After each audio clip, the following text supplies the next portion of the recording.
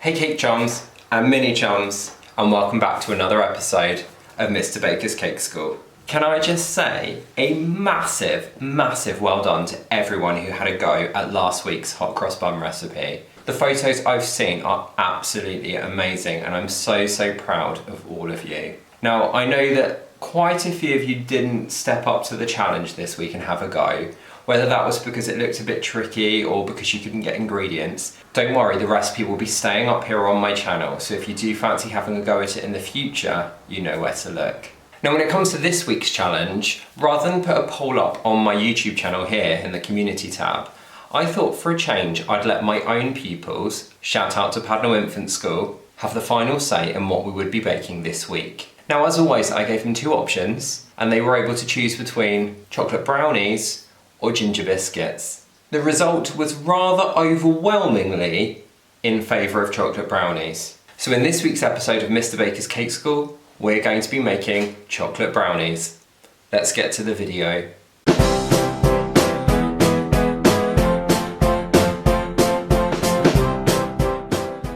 Now between you and me, I'm not actually the biggest fan of chocolate brownies. I don't know what it is, I kind of, what with the gooiness and they just kind of make me think of undercooked cake. But my pupils have chosen and they want to make chocolate brownies. So I've asked around, I've spoken to some of my baking friends, and I am told that Liam from the Great British Bake Off, do you remember him?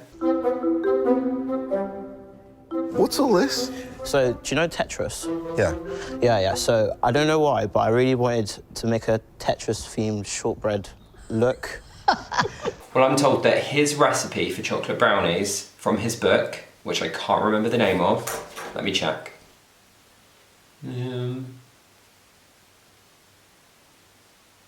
From his book, Cheeky Treats, Brilliant Bakes and Cakes by Liam Charles. Anyway, I'm told that his recipe for chocolate brownies is one of the best ones out there. So I thought today we would give it a go. Now before you worry, I haven't pinched this out of his book. It was published out there in the public domain as well as part of the promotions. So don't worry, I'm not breaking any rules or anything. At least I don't think so. But anyway, just like every week, it's time to go and wash your hands, put on your apron, and let's get baking. Right then, let's get started by going through all of the ingredients you will need to make Liam's chocolate brownies. You are going to need 300 grams of dark chocolate, and ideally you want chocolate that is 70% cocoa, like this one. 225 grams of unsalted butter that you've cut up into small pieces, like I have here. 190 grams of dark muscovado sugar. 190 grams of golden caster sugar, although as you can see here, I couldn't get any golden caster sugar, so I'm just using normal white caster sugar. It will be fine. Half a teaspoon of vanilla extract, 6 large eggs, 130 grams of plain flour, so that's the flour without the raising agent in, half a teaspoon of salt, and 3 tablespoons of cocoa powder. Before we begin, I'd like you to preheat your oven to 160 degrees fan, and you need to line a 30 centimetre by 20 centimetre baking tin with parchment paper or greaseproof paper. Once we've done that, it's time to break up our chocolate. Now each of my bars here weighs 100 grams, so I've got 3 bars, which is equal to 300 grams. If you want to skip this step, you can always just buy some dark chocolate chips.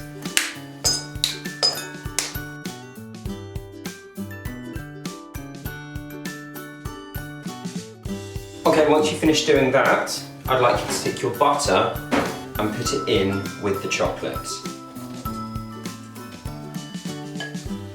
And then what we're going to do is use what's called a double boiler to help melt the chocolate and the butter together. Remember, chocolate will melt in the warmth of your hand, so this doesn't need to get very hot at all. And that's why we use the double boiler. We just put a little bit of water in a saucepan. There's literally about an inch of water in here. And then when it starts to bubble, which means it's coming to the boil, we're going to turn the heat right down, put the bowl on top and just stir until the chocolate and the butter melt together. Because there isn't very much water, it shouldn't take very long at all. And remember, like always, whenever we're working with something hot in the kitchen, we need to get an adult to help us, please. I mean it. So hopefully you can see that my water has started to boil, which means it's time to turn this down because I just want this water to be at what's called a slow simmer. So I've turned my little hob here down right to the lowest temperature and I'm going to pop this bowl on top. Now this is still very hot, so again it might be best to let an adult do this bit for you, or let your adult make the decision. Okay, when you see it starting to melt, it's time to start just using the heat-proof spatula or a wooden spoon to just keep moving it around. Don't need to be too rough with it at all. We're not mixing or stirring it, just moving it around, allowing that heat to get all the way through the chocolate and the butter. The reason I like to use a spatula like this is because it's very good at scraping the chocolate down the side of the bowl again.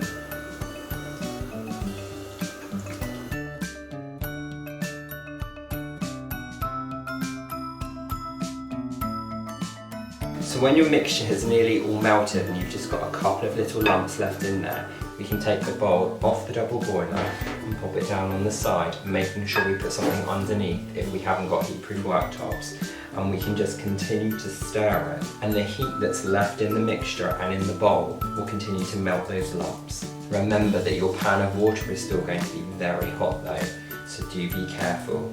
When all those lumps have gone, it's going to be time to add in some more of our ingredients. So the next thing I'm going to do is crack my eggs into a bowl. So remember we need 6 eggs altogether, so that's 2,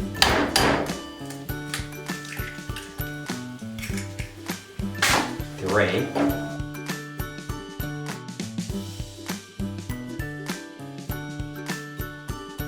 and I've managed to get no shell in with my eggs this week, which is great. But remember, if you do get some shell in, you can go back to our cupcake video and see what to do. I'm just going to use a whisk that looks like this.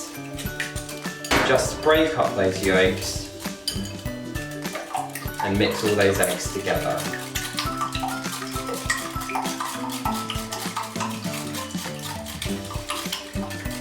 And then it's time to start adding some more ingredients to our melted chocolate and butter mixture. I'm going to start by adding in our caster sugar. And give that a good mix in with the whisk.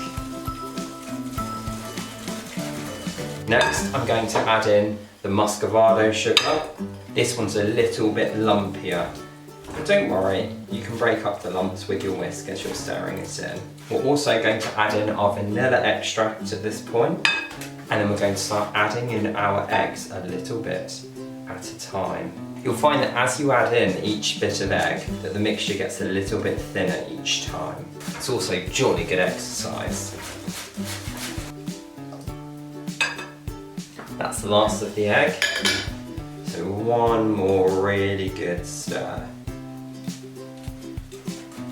Okay, when all of your ingredients are fully combined, it's maybe a little bit out of breath. What we're going to do is use a sieve, which we've done before, to sieve our dry ingredients on top of this wet mixture. So that's our flour, our cocoa powder, and our salt. And now I'm going to switch from the whisk to a metal spoon, and I'm going to very gently fold this mixture together.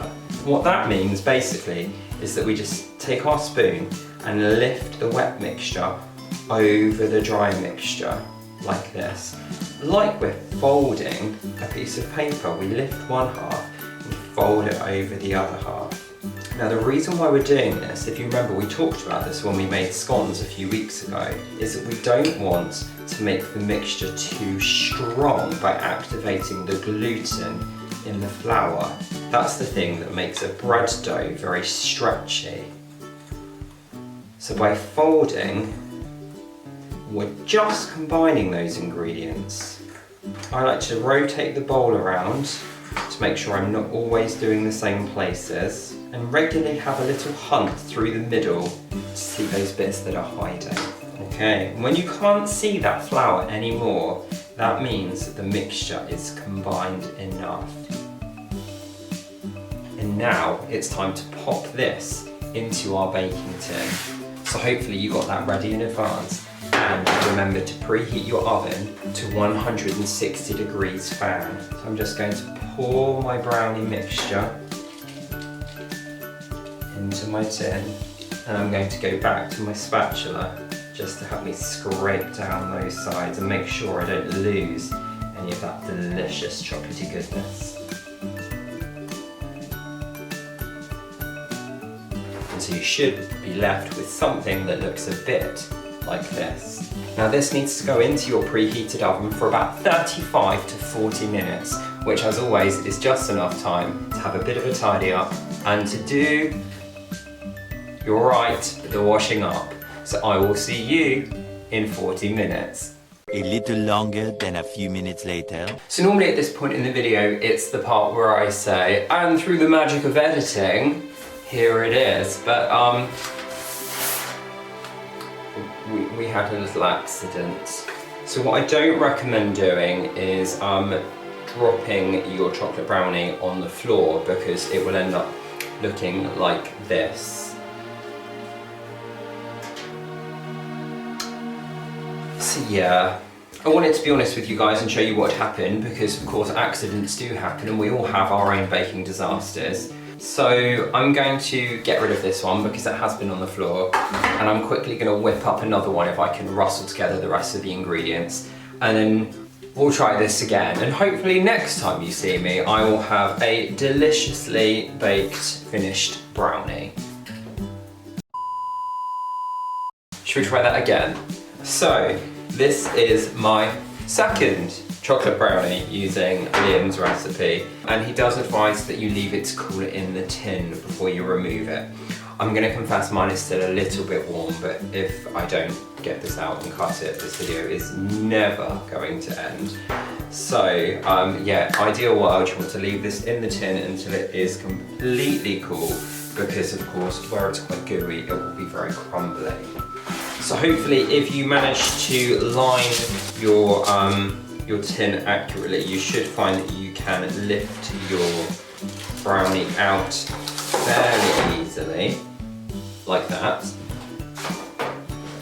And then I think Liam actually recommends cutting it into uneven sized portions so that you can have a bigger piece on a day you want a bigger piece and a smaller piece on a day you want a smaller piece. But I'm planning on taking this into school with me tomorrow, so I'm going to cut this up into lots of kind of smaller pieces so that I can share it with as many of the children as possible.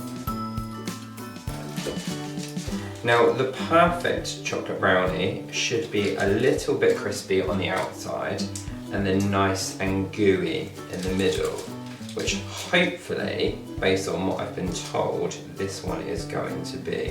And of course then there's the all important question of, are you a person that prefers an end piece so you get that crispy edge, or a really gooey piece from the middle? I think I'm going to go for the best of both worlds and take a piece from the corner. Let's see what we think. Well, it's certainly very gooey. I have to be honest, I'm still not the biggest fan of chocolate brownies myself, but it is definitely very, very chocolatey. So if you are a brownie fan, I reckon you'll like this one. So anyway guys, there you go. That is how to make a chocolate brownie. I do hope you enjoyed this week's episode of Mr. Baker's Cake School. If you did, don't forget to give me a thumbs up down below. Remember, that tells YouTube to show this video to more people. If you haven't already subscribed to Mr. Baker's Cakes here on YouTube, don't forget you can do that down below on the right by clicking on the big red button. If you have already subscribed, hit that bell icon to make sure you get a notification every time I upload a new video. Don't forget, as always, if you do have a go at baking along with this week's episode, make sure you share the results of your baking adventures with me over on social media. All of my links are down in the description box below, as is the full recipe, by the way, in case you've never spotted that. But, as always, that's all from me for now, and until next time, take care guys.